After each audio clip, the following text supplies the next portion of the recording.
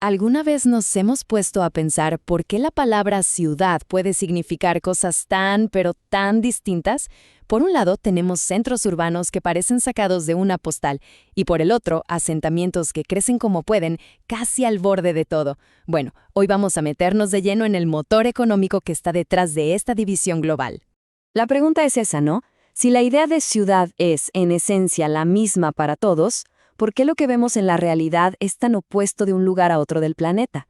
Ese es el gran rompecabezas que vamos a intentar armar hoy para entender esas fuerzas que no se ven, pero que moldean la forma en que vivimos. Muy bien, esta es nuestra hoja de ruta. Primero, vamos a ver el origen de esta división. Después, vamos a definir bien qué es eso de la brecha norte-sur, para entender el contexto. De ahí, saltamos a la pieza clave, el motor económico, la plusvalía. Veremos cómo se maneja esto en distintas partes del mundo y cerramos analizando el tremendo reto que es construir ciudades en condiciones tan difíciles. Empecemos por el principio, por la raíz de todo. Porque, para entender por qué una ciudad florece y otra apenas sobrevive, tenemos que mirar el tablero de juego global sobre el que se construyen las dos. Y ese tablero global está partido en dos. No es una línea en un mapa, es mucho más profundo. Es una fractura de poder y de dinero que se fue formando con la historia y que, hoy por hoy, define quién tiene las oportunidades y quién no. El concepto fundamental aquí es este, la división entre norte y sur global. Y que quede clarísimo, no es una cuestión de geografía, sino de poder. Es el resultado de cómo se ha movido la historia, el comercio y la política, concentrando la riqueza en una parte del mundo y dejando a la otra con una herencia de deudas y desafíos enormes. Y la consecuencia de esto es muy directa y muy dura. Los países del sur global muchas veces simplemente no tienen el dinero ni la capacidad técnica para planificar sus ciudades. No es que no quieran, es que no pueden. Es como si les pidieran construir un rascacielos, pero solo les dieran herramientas de jardín. Es casi imposible. Ahora sí, pasemos al motor económico que mueve todo esto. Si las ciudades son máquinas de crecimiento, la plusvalía es, digamos, su combustible. Pero, ¿qué es exactamente? Pensemos en esto. Es muy sencillo. El gobierno va y construye una nueva estación de metro. De la noche a la mañana, todos los terrenos de alrededor valen muchísimo más. Bueno, ese aumento de valor, esa plusvalía, no la generaron los dueños de los terrenos, sino una acción de todos. La idea es que la ciudad pueda recuperar una parte de esa nueva riqueza para invertirla en más mejoras que nos beneficien a todos. Entonces, hacer urbanismo es como hacer malabares con dos cosas a la vez. Por un lado, tienes que asegurarte de que haya suficientes servicios para la gente que vive en un lugar. Y por otro, y esto es lo más importante, el costo de poner todas esas calles y tuberías y parques tiene que pagarse con el valor que esas mismas obras generan. Es un ciclo que, idealmente, se alimenta a sí mismo. Y aquí está el meollo del asunto. Si ese ciclo funciona, si la plusvalía alcanza para pagar las obras públicas, entonces tenemos una ciudad planificada, una ciudad para todos. Pero si no alcanza, el sistema se rompe y el desarrollo queda en manos de la especulación, del sálvese quien pueda. Y eso genera desigualdad y problemas por todos lados.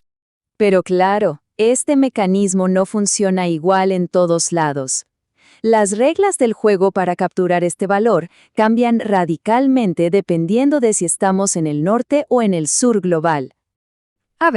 En los países del norte global, esto de capturar la plusvalía no es ninguna idea revolucionaria. Es parte del trabajo normal del Estado, algo sistemático y aceptado. Se entiende que es la forma lógica de financiar los bienes públicos y construir una ciudad que funcione para todos. Y estos datos lo dejan clarísimo. Miren Finlandia. Hasta el 60% del valor que genera un desarrollo urbano vuelve a las arcas públicas para reinvertirse. En España, se exige que un 30% de la vivienda se destine a fines sociales. En Francia, un 25%. Son porcentajes que cambian por completo la ecuación. Las formas de hacerlo varían. Algunos países, como Finlandia o los Países Bajos, son dueños de gran parte de la tierra, lo que les da un control casi total. Otros, como España o Francia, usan la regulación. Le exigen a los privados que contribuyan con vivienda social.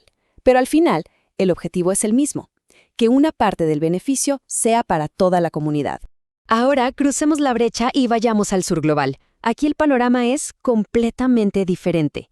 Intentar aplicar estos mismos principios se convierte en una carrera de obstáculos, donde la teoría se da un golpe tremendo contra la realidad.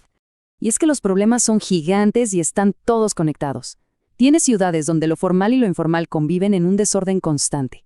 Hay leyes escritas, sí, como en México o Argentina, pero de poco sirven si no hay capacidad técnica para saber cuánto vale el suelo. Y a todo eso, súmale la resistencia política y social a cualquier nuevo impuesto en economías que ya están muy golpeadas. Y así llegamos al nudo del problema, lo que se conoce como urbanismo en condiciones adversas. El verdadero reto no es entender la teoría, sino poder aplicarla. ¿Cómo se supone que una herramienta como esta funciona en un lugar marcado por la desigualdad desde su misma base? Esta cita del geógrafo Neil Smith es lapidaria. Nos advierte que un modelo económico que le apuesta todo al mercado y a la desregulación no solo no va a solucionar la desigualdad, sino que la va a hacer todavía más grande, más profunda. Una advertencia que, lamentablemente, parece cumplirse cada día. Al final, la conclusión es esta.